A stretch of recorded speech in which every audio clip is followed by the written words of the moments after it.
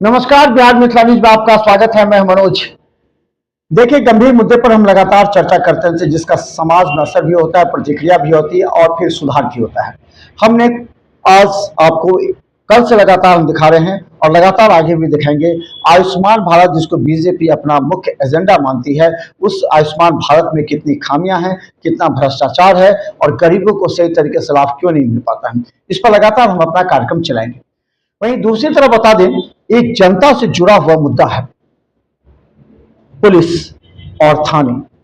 Police और थाना पर लोगों को काफी विश्वास होता है। जब भी कोई विषम परिस्थिति में होता है, जब भी उस पर अत्याचार होता है या जब भी वो पीड़ित होता है, तो एक दो शब्द होते हैं। पहला, भगवान या अपने ईश्वर अल्लाह को याद करता है। दूसरा, स्थानीय थाना को। देखिए, दोनों में काफी अगर सामंजस्य अगर समझे तो दोनों को समझे। भगवान या अल्लाह ईश्वर पर लोग इतना विश्वास करते हैं, अचानक हाथ जोड़ के कहते हैं हमें बचाइए। इसी तरह दूसरा अगर शब्द होता है वो पुलिस और थाना। उस पर भी कहा जाता है, थाने को फोन किया जाता है, थानों को कहा जाता है या 112 को कहा जाता है कि हमें बचाइए। 112 तो पहुंच भी जाती है, अपने कर्तव्य का निर्वहन भी करती है, उसको फिर ले जाके थाना पहुंचा दिया जाता है, स्थानीय थाना। अब जरा दो तीन बातों को गंभीरता से सुनिए। किसी भी थाना प्रभारी के चरित्र या थाना प्रभारी के कार्य प्रणाली पर उंगलियां क्यों उठती हैं? थाना प्रभारी अपने तरीके से काम करना चाहते भी हैं, लेकिन वहीं कुछ लोग काम करने नहीं देते हैं। वो कौन लोग हैं, जरा समझिए। थाना प्रभारी जब भी आता है तो उसे सांठ गांठ करने के लिए कुछ वहां के ऐसे तत्व सक्रिय हो जाते हैं।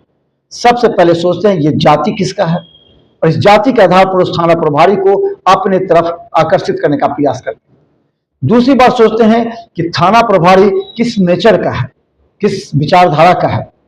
उस आधार पर उस थाना प्रभारी को ट्रैप करते हैं, ट्रैप करने का प्रयास करते हैं। तीसरा यह सोचा जाता है कि थाना प्रभारी को आखिर इंटरेस्ट, रुचि किस में है, किस क्षेत्र में है। इस आधार पर थाना प्रभारी को ट्रैप करने के लिए वो माफिया तत्व शामिल हो जाते हैं। जैसे ही थाना प्रभारी आते हैं तो वो शुरू में तो दिखाते हैं कि हम काफी स्ट्रिक्ट हैं, काम करने वाले हैं, जनता के हित में काम करेंगे। वो अपनी प्राथमिकता भी गिना देते हैं कि वो जनता के लिए हैं, जनता के हित में काम करेंगे, अन्याय नहीं होने देंगे अपने क्षेत्र में। लेकिन धीरे धीरे जैसे समय बीतता जाता है, वो अपने वादे, अपने प्राथमिकता सभी भूल जाते हैं, क्योंकि उनके सामने चेहरे 4, 5, 7, 10 होते हैं जो कि आते हैं, थाने पर चाय पीते हैं, बैठते हैं, उन्हें गलत सलत दिमाग, गलत सलत विचारधारा थाना प्रभारी के मस्तिष्क में डाल देते हैं। उसके बाद फिर शुरू होता है उन माफियाओं का खेल। हमने कई बार एसएसपी से या डीआईजी से भी कहा था और उन्हें इस बात का अनुभव भी हो गया था। डीआईजी बाबूराम जब एसएसपी थे, उन्होंने इस मामले को गंभीरता से उठाया भी था कि आखिर थाना में ज्यादातर लोगों को बैठने की वजह क्या है और एक ही चेहरे बार बार थाना में घंटों घंटों क्यों बैठते हैं। ये सभी सीसीटीवी फुटेज में आ जाते हैं, लेकिन उस सीसीटीवी फुटेज लगाए तो जाते हैं, लेकिन इसकी जांच कोई वरीय अधिकारी नहीं करते। हमारे रिक्वेस्ट, हमारे कहने के बाद एक बार इसकी जांच भी हुई थी। उन लोगों के चेहरे भी आए थे और थाना प्रभारी को उस समय स्पष्ट निर्देश भी जारी किया गया था कि दलालों से थाना को बचाना है और ऐसे माफिया तत्व थाना प्रभारी के कक्ष में ना बैठे।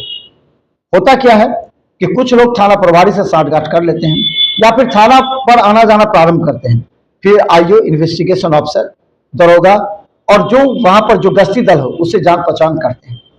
अब यहां से खेल प्रारंभ इसलिए होता है कि वो अपने मन माफिक जिससे उसकी प्रतिद्वंदिता है उसके खिलाफ थाना प्रभारी और उस दरोगा को, आईओ को बताते हैं। फिर एक बड़ा स्वार्थ का खेल होता है जिससे बदनाम थाना होता है।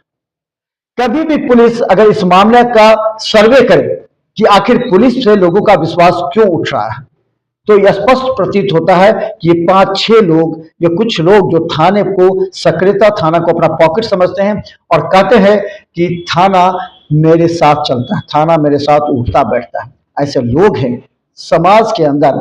इस बात का जब संवाद चला जाता है तो जो गरीब होते हैं, जो मजबूर होते हैं, जो पीड़ित हैं, वो इन्हीं 5-6 लोगों का सहारा लेकर के थाना पर पहुंचते हैं।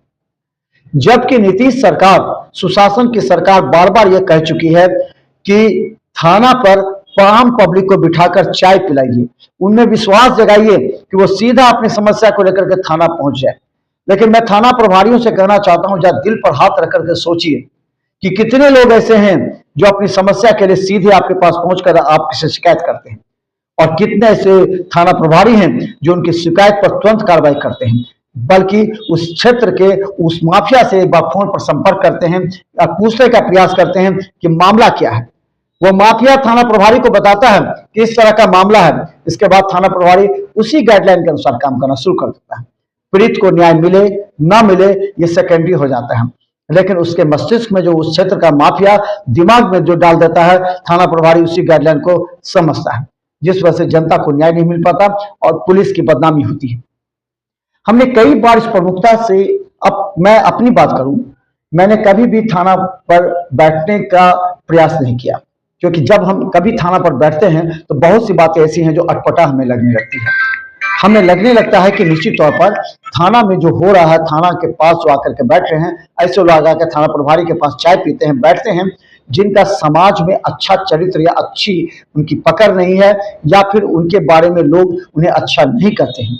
तो ऐसे बुरे लोग अगर थाना प्रभारी के पास बैठेंगे तो समाज में इसका क्या प्रतिक्रिया होगी, ये बात अच्छी तरह से जानते हैं।